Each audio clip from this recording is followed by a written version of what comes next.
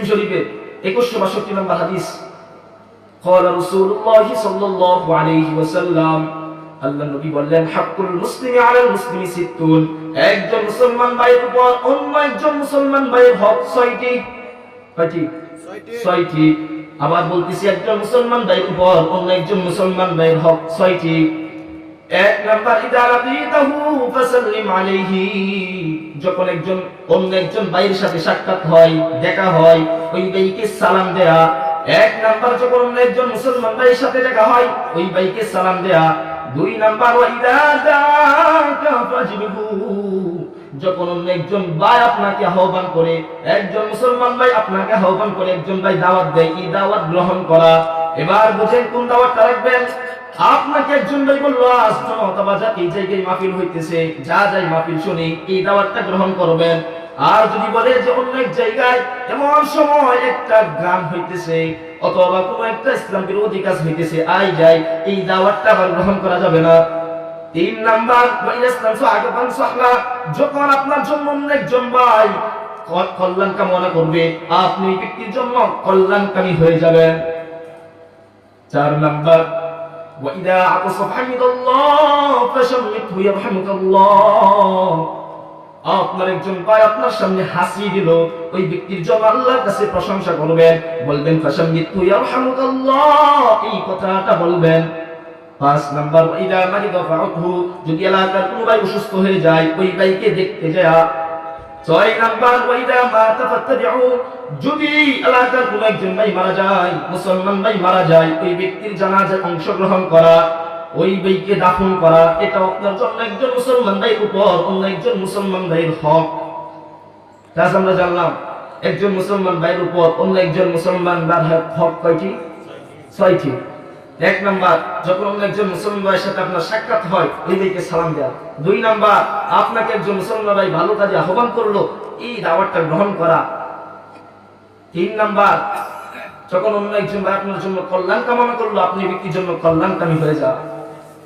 4 number, যদি কোনো ব্যক্তি আপনার সামনে হাসি দেয়, এই ব্যক্তির জন্য আল্লাহর কাছে প্রশংসা করা, ফাশাম্মিতহু ইয়ারহামুকাল্লাহ, এতটুকু বলা। 5 নাম্বার, যদি কোনো ভাই অসুস্থ হয়ে যায়, এই ভাইকে দেখতে যা। 6 নাম্বার, একজন ভাই মারা গেছে, আপনি ভাইয়ের জানাজায় অংশগ্রহণ করা, ওই ভাইকে দাফন করা, এটা একজন মুসলমান ভাইয়ের উপর অন্য একজন মুসলমান ভাইয়ের হক 6টির মধ্যে। প্রথম নাম্বার, সালাম দেয়া। সালামের কতটুকু গুরুত্ব, সালামে মোহাব্বত কিভাবে তৈরি করে? আল্লাহ তাআলা যখন আমাদের পিতা আদম নবীকে বানাইলেন, সর্বপ্রথম আল্লাহ তাআলা বললেন, তুমি ওই ব্যক্তিদেরকে সালাম দাও, ওই ব্যক্তিদেরকে সালাম দাও। বুখারী শরীফের 6227 নম্বর হাদিস, قال رسول الله صلى الله عليه وسلم, আল্লাহ নবী বললেন, লাম্মা খালাকাল্লাহু আদামা, আল্লাহ যখন আদম নবীকে বানাইলেন, আলা সূরাতিহি, আল্লাহ যখন আদম নবীকে তার আপন আকৃতিতে বানাইলেন, তুলুহু 60 দিরাআন, আমাদের পিতা আদম নবী লম্বা ছিলেন 60 হাত, 60 হাত লম্বা ছিলেন। ফালাম্মা ফারাহু, আল্লাহ যখন আদম নবীকে বানাইলেন, বানানোর পর আল্লাহ বললেন, ক্বালা ইযহাব, তুমি যাও, ফাসাল্লিম আলা উলাইকা নাফারি মিনাল মালাইকাতি জুলুস, আর যাও আর এই ব্যক্তিদেরকে সালাম দাও। আল্লাহ যখন আদম নবীকে বানাইলেন, বানানোর পর বললেন, তুমি যাও আর এই ব্যক্তিদেরকে সালাম দাও, মানে ফেরেশতাদেরকে সালাম দাও। ফাস্তামিউ মা ইউহাইয়ুনাকা, তারপর তুমি কান পেতে শুনবা যে তারা কি বলে। আমাদের পিতা আদম নবী গেলেন, যাওয়ার পর বললেন, ক্বালা আসসালামু আলাইকুম, এতটুকু বললেন।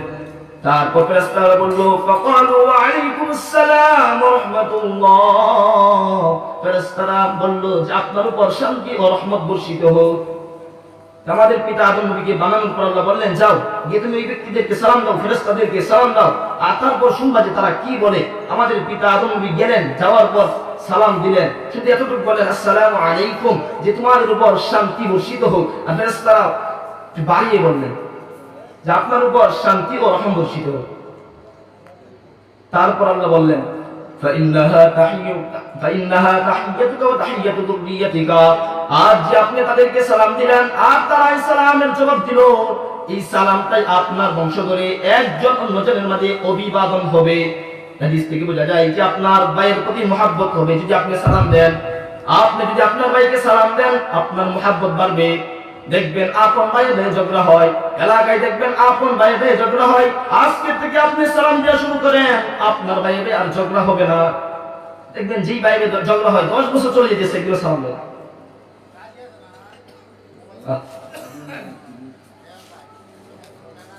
আরেক হাদিসের বর্ণনা বুখারী শরীফের 12 নম্বর হাদিস।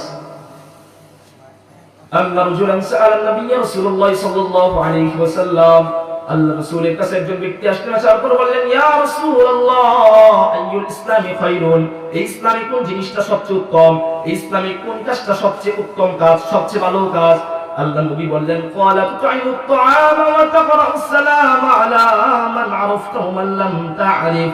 আপনি একজন ভাইকে চিনেন অথবা না চিনেন, ভালোভাবে বুঝেন, আপনি একজন ভাইকে চিনেন অথবা না চিনেন, ওই ভাইকে সালাম দেয়া, আর যদি সমর্থ থাকে ওই ব্যক্তি খাবার খাওয়ানো, এটা হলো ইসলামের সবচেয়ে উত্তম কাজ।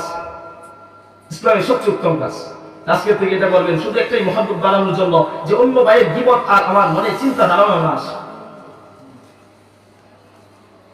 আরেক হাদিসের বর্ণনা, হাদিস বর্ণনা করলেন আব্দুল্লাহ ইবনে সালাম, তিনি তো কোনো মুসলমান হয়নি এই অবস্থায়। তিরমিজি শরীফের 2485 নম্বর হাদিস। লাম্মা কদিমান নবী রাসূলুল্লাহ সাল্লাল্লাহু আলাইহি ওয়াসাল্লাম, আল্লাহর নবী যখন মদিনায়